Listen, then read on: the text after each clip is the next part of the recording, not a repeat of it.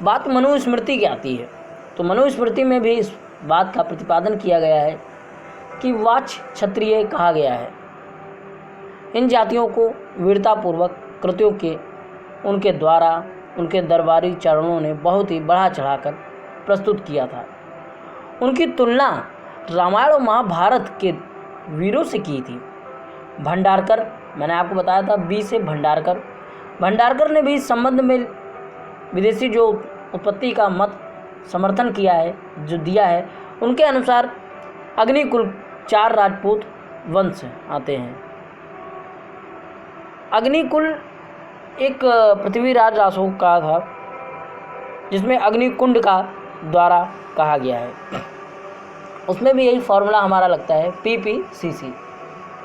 P से प्रतिमार, P से प्रतिहार, P से परमार और सी से चौहान और सी से सोलंकी। तो सोलंकी गुर्जर नामक विदेशी जातियों के उत्पन्न हुए थे। अब इन्होंने बताया था कि गुर्जर नामक एक जाति थी जिससे इनकी उत्पत्ति हुई थी। चौहान तथा गुहिलौत जैसी कुछ वंश विदेशी जातियों के पुरोहित थे। उन्होंने आगे यह भी बताया है कि गुर्जर प्रतिहार वंश के लोग निश्चित खजर नामक जाति से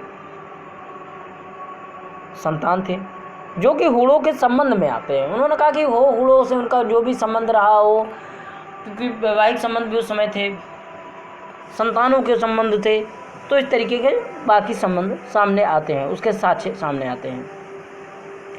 चंदेल सेनापति, चंदेल जो राजा था उसके जो सेनापति थे आला और उदन, ये जो थे इनकी जो जाति थी बनाफर थी।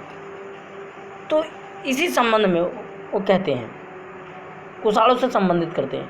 कनिष्क के एक गवर्नर का नाम बनाफर मिलता है। संभव है कि यही बनाफर से ही बाद में वंशज जो हुए थे वो बनाफर क्षत्रिय कहे गए होंगे। हूणों का उल्लेख हम राजपूतों के 36 कुलों में पाते हैं। इससे भी यह निष्कर्ष मिलता है कि जो हूण थे वो राजपूत ही थे। ऐसा प्रतीत होता है कि इन विदेशी जातियों को शुद्धि द्वारा भारतीय समाज में सम्मिलित करने के उद्देश्य से ही पृथ्वीराज रासों में अग्निकुंड का द्वारा राजपूतों की उत्पत्ति बताई गई है। इस कथा के अनुसार एक छोटी सी कथा आती है, उस कथा में इस बात का कहा गया है, उस कथा को प्रतिपादित किया गया है, लिखा गया है कि जिस समय परशुराम बहुत क्रोधित थे, उन्होंने क्षत्रियों से पृथ्वी को क्षत्रिय विहीन कर दिया था। उस समय हर तरफ त्रास मची हुई थी, विनाश कर दिया था, शासकों का अभाव हो गया था पृथ्वी पर।